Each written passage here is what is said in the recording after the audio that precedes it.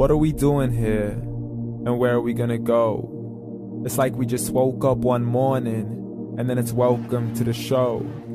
Don't ask any questions, just go with the flow. Make as much money as you can and try your best not to get broke. Copy everything you see on the TV, from the hairstyles to the clothes, and don't think too often, just do exactly as you're told. And if you ever get confused, then just turn towards the alcohol. You'll still hear your thoughts, then just turn up the radio as you learn to live a lifestyle of drugs, sex, and rock and roll. But in all honesty, I just need to know, is there more to the cycle than growing and getting old? Living and dying just to leave behind a happy home and a whole lot of property that somebody else is going to own. I just really need to know before the casket's closed, 'cause I'm not willing to gamble with my soul, nor am I ready to take any chances. These are just simple life questions and I'm just searching for some answers. Like, what are we doing here? And what is our purpose? How did we get here, and who made us so perfect? And what happens once we go, or is this world all really worth it? Questions we don't answer because apparently we don't really have to. There's no purpose to this life and our existence is merely natural. Then in that case, please let me ask you, did you create yourself or was it somebody else who had fashioned you? 'Cause you're a being that's impeccable, faultless and unparalleled. You're a product of supreme intelligence and I'm merely being rational. For there isn't a camera on this earth that can come close to the human eye, nor a computer that can compete alongside the human mind. And if the whole world was to come together, we wouldn't be able to create a single fly. So many signs, yet we still deny.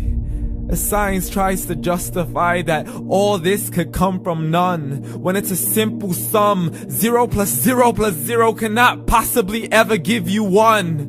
So from where did all this order come? For everything has its origins, a maker, a creator of its own. I mean, the only reason you're watching this video is because somebody had to press upload. So we can believe in the Big Bang, but I'd rather believe in He who caused it to explode. Allah, the creator of everything along with every single soul. The ever-living, the master, the only one who is in control. Unlike his creation, beyond our imagination. And no, he's not a man, nor does he have any partners in association. He's on his own. And no, he did not ever leave us alone. Just like every manufacturer, he left us with an instruction manual. The Quran and Islam, and I'm sorry to jump to conclusions, but it's the only one possible. The only definition of God is the one and only supreme being. It's logical, a book with 0 contradictions, with miracles that are both scientific and historical, all revealed over 1400 years ago.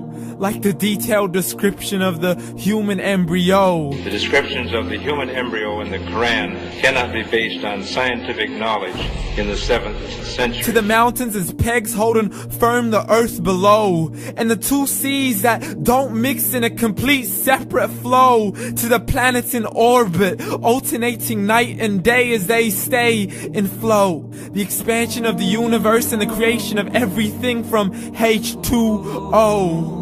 To the stories of the past and the preservation of Pharaoh. To identifying the lowest point in the land where Persia defeated Rome. The gushing fluid that created man in the glands between the ribs and the backbone. And not a word has changed, it's still the same. So please explain how all this was known over 1400 years ago. To a man who couldn't read or write as he would recite whatever the angels spoke. And if you still don't believe, please try to come up with something that's even close. But you can't, so we took God as a mockery and his messengers as a joke. Muhammad could not read or write. How's somebody who can't read or write gonna start a religion? Dismissed his scriptures as legends and tales of the ancient folk as we live life according to our whims, desires, and hopes. saying this life is the only home we will ever know. We will live then die, then simply turn to bones. YOLO! Correction, after the grass dies, the rain arrives and it regrows, and Allah promises to do the same thing to your very soul and bring you back from your very fingertips to your toes, as the all-seeing supreme being watches us so close, and we are surely being tested in our wealth, our health, and our self, and everything that we've been blessed with. So believe, for we will surely be resurrected and be brought back to our Lord and account for every single deed, as He hands us our books and orders us to read. From the bad to the good and everything in between. You yourself are sufficient for your own accountability, so don't be mad at me. You are the one who thought He wouldn't come back to me. I gave you a whole life long to search after me, but you were busy in all that which was temporary. So read, and glad tidings to all those who believed. And if you disbelieve, read.